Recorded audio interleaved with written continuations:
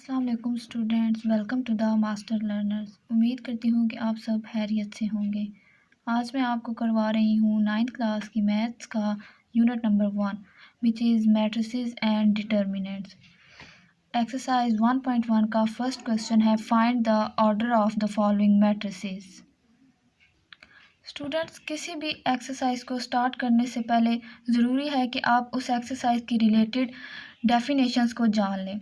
तो इसमें हमारे पास डेफिनेशन फर्स्ट आ रही है matrix. What is matrix?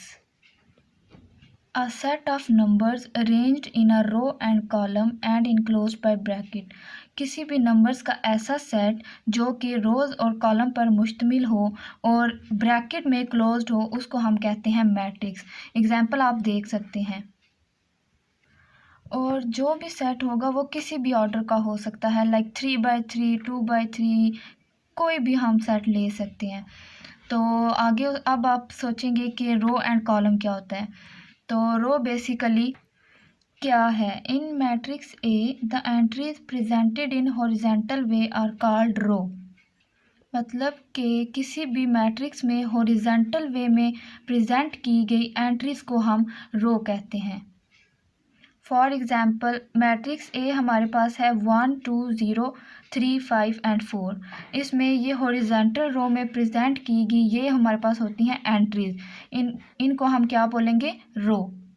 Next हमारे पास आता है column. What is column? In matrix B the entries presented in vertical way are called column.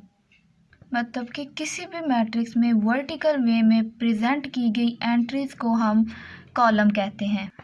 Matrix B हमारे पास दिया गया है, उसमें कॉलम 1 है 2 0 3, कॉलम 2 है 3 1 2 एंड कॉलम 3 है 3 -1 1। ये हमारे पास वर्टिकल वे में प्रेजेंट किए गए हैं। -1 से आप लोगों ने कंफ्यूज नहीं होना, क्योंकि हमारे पास एंट्रीज पॉजिटिव भी हो सकती हैं और नेगेटिव भी हो सकती हैं। नेक्स्ट है हमारे पास order of matrix. The number of rows and columns in a matrix. किसी भी मैट्रिक्स में number of rows and columns क्या कहलाती हैं? Order of matrix. जैसे हमारे पास एक मैट्रिक्स एम दिया गया है, इसमें हमारे पास है 1 2 3 एंड 1 0 2। इसमें हमारे पास क्या है? 2 हमारे पास हॉरिजेंटल रोज होगी और 3 हमारे पास वर्टिकल कॉलम्स हैं। तो इस मैट्रिक्स का हम ऑर्डर लिखेंगे, M is said to be order of 2/3। 2 हमारे पास रोज हैं एंड 3 हमारे पास कॉलम्स हैं। नेक्स्ट हमारे पास आ रही है इक्वल मैट्रिसेस। मैट्रिसेस बेसिकली हमारे पास मैट्रिक्स की जमा है। पीछे हमने जितनी भी डेफिनेशंस देखी वो हमारे पास एक सेट को देख के हमने उनकी डेफिनेशंस को प्रूव किया, बट हमारे पास इक्वल मैट्रिसेस के लिए हमें 2 सेट्स की ज़रूरत होगी।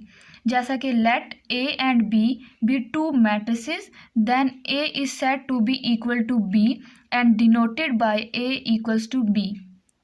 ए हमारे पास है 1 3 -4 और 2। बी हमारे पास है 1 2 + 1, 2 + 1 को सॉल्व करें तो 3 -4 और 4 - 2 को सॉल्व करें तो 2। तो ए इक्वल्स टू बी हमारे पास प्रूव हो गया, क्योंकि इनका ऑर्डर भी सेम है।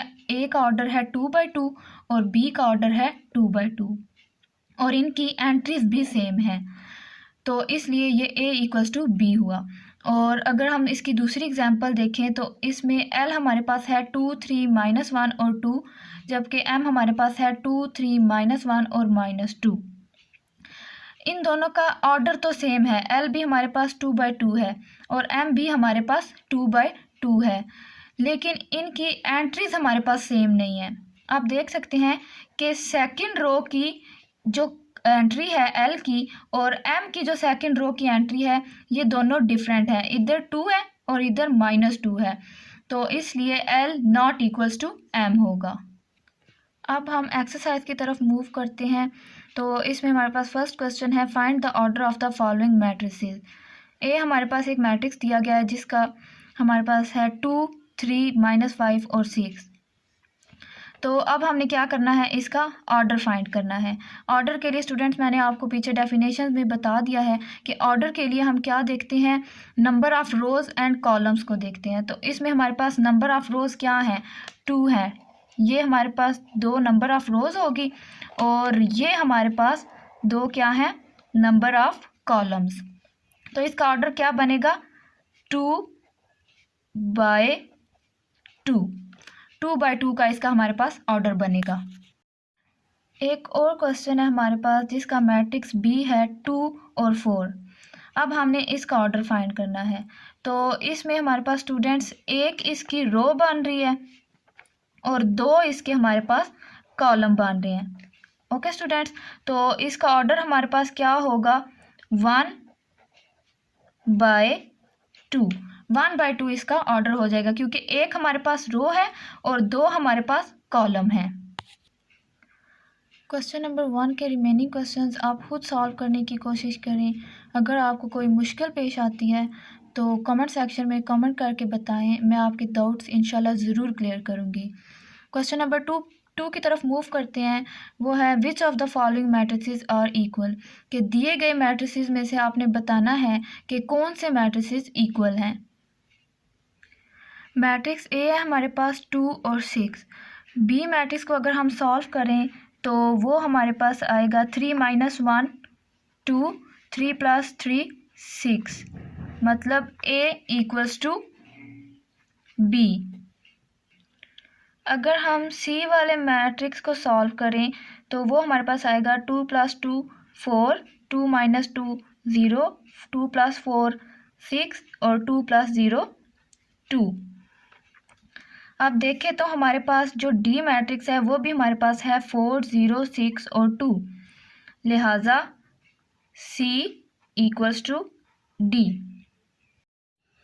नेक्स्ट हमारे पास ई मैट्रिक्स है 3 और एफ मैट्रिक्स है 3 5, जी है 5 - 2 और एच है 3 3 + 2।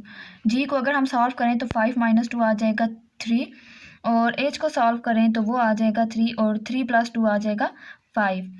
तो देखें तो ई है 3 और अगर हमने जी को सॉल्व किया तो वो भी हमारे पास आ रहा है 3, तो लिहाजा ई इज इक्वल्स टू जी। और एफ हमारे पास है 3 5 और एच भी सॉल्व करने से हमारे पास आया है 3 और 5, सो एफ इक्वल्स टू एच। और एक बात स्टूडेंट्स, इक्वल मैट्रिसेस के लिए आपने ये बात जहन में ज़रूर रखनी है कि इक्वल मैट्रिसेस के लिए हमारे पास मैट्रिसेस का ऑर्डर भी सेम होना चाहिए और उनकी एंट्रीज भी सेम होनी चाहिए।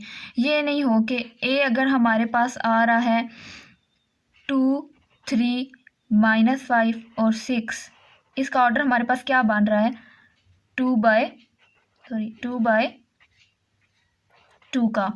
और बी मैट्रिक्स है हमारे पास 4 0 4, इसका ऑर्डर हमारे पास क्या बन रहा है, 3/1। तो ये हमारे पास इक्वल मैट्रिक्स नहीं होगा, ये हम क्या इसको बोलेंगे, A not equals to B.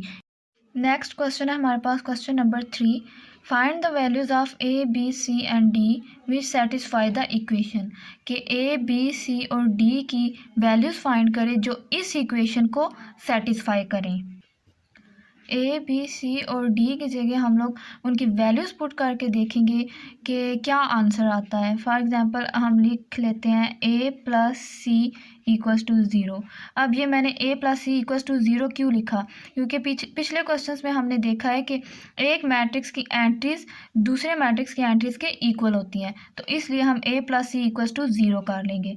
और a + 2b equals to -7, c - 1 equals to 3, 4d - 6 equals to 2d।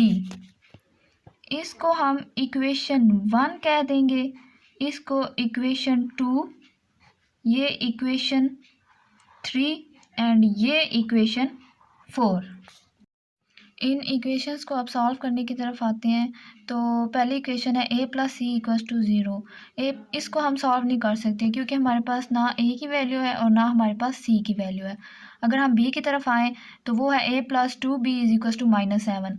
ना हमें a की वैल्यू मालूम है अगेन, ना हमें b की वैल्यू मालूम है। थर्ड इक्वेशन है हमारे पास c - 1 इक्वल्स टू 3। इसको हम सॉल्व करते हैं, ये आएगी c - 1 is equals to 3। c equals to -1 को उस साइड पे हम लोग ले जाएंगे तो ये हो जाएगा +1। c की वैल्यू हमारे पास आ गई 4। अब हम देखें तो इस c की वैल्यू हम लोग इक्वेशन 1 में पुट कर सकते हैं। इक्वेशन 1 है हमारे पास a plus C equals to 0। a plus C की जगह हम लोगों ने 4 ऐड कर दिया क्योंकि c की वैल्यू हमारे पास 4 आई थी, इक्वल्स टू 0। a इधर ही रहा, 4 इक्वल के उस साइड पर जाकर हो गया -4। a की वैल्यू हमारे पास आ गई -4। a और c की वैल्यू हमारे पास आ गई है। अब हमने d और b की वैल्यू फाइंड करनी है। b की वैल्यू फाइंड करने के लिए हमारे पास इक्वेशन 2 जो है वो है a plus 2b equals to -7। a की वैल्यू हमारे पास आई थी -4 plus 2b equals to -7। 2b इधर ही रहेगा, -4 उस साइड पर जाकर हो जाएगा +4। -7 प्लस 4 इक्वल्स होता है -3 के। 2 को हम दोनों साइड पे डिवाइड कर लेंगे तो ये 2 के साथ कैंसिल। b की वैल्यू हमारे पास आ जाएगी -3/2। इसको अगर हम डिवाइड करें तो वो हमारे पास आएगी -1.5।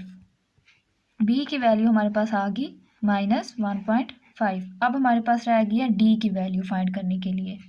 d की वैल्यू फाइंड करने के लिए हमारे पास फोर्थ इक्वेशन है 4d - 6 equals to 2d। 4d इस साइड पे रहेगा, ये 2d इक्वल के उस साइड पे उसको इधर ले आए तो वो हमारे पास हो जाएगा -2d - 6 equals to 0। 4d - 2d - 6 को इक्वल के उस साइड पर लेकर जाएं तो ये हो जाएगा +6। 4d - 2d ये हमारे पास आ जाएगा 2d इक्वल्स टू 6। इस 2 को हम दोनों साइड पे इक्वल के इस साइड पे भी और उस साइड पे क्या करेंगे, डिवाइड। ये 2 से कट गया, d इक्वल्स टू 2 1 ज़ा 2 2 3 ज़ा 6। d की वैल्यू आ गई हमारे पास 3। पास a b c और d चारों की वैल्यूज़ फाइंड हो चुकी हैं।